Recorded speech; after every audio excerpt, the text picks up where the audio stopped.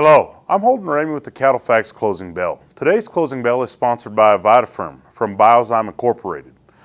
With the exception of 1 month so far in 2025, retail beef prices have continued to climb. The USDA released retail prices for August this week, and it certainly was no different. All fresh retail beef prices for the month of August came in at $9.18 a pound, which was above forecast. Relative to July, retail prices increased a sharp 28 cents a pound.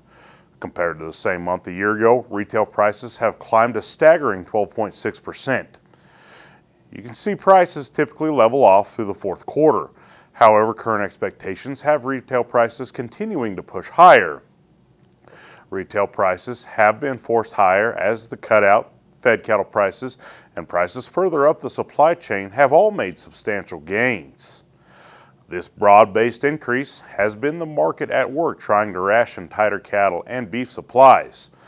The tighter supply can be observed in several statistics, and U.S. commercial beef production is certainly one of them. This year, commercial beef production is expected to be down 2.5% or 7 million pounds from a year ago at just over 26 billion pounds. With a similar decline expected next year, driven by continued shrinking cattle slaughter levels, retail beef prices will likely remain well supported going forward. However, one aspect to continue to monitor is the fact that beef prices remain relatively expensive compared to both chicken and pork, though it hasn't slowed prices down to this point.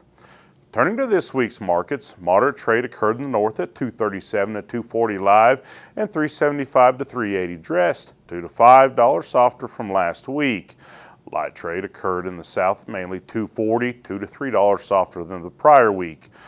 Live cattle futures traded sharply lower on the week. The October contract finished $6 softer, just under $230 per hundredweight, while the December contract closed under $232, around $5.50 lower on the week. On Thursday, the feeder cattle index was quoted near 363.5, nearly 50 cents lower on the week. Thanks for watching, and remember, visit CattleFax.com to become a member and receive the latest market news and analysis.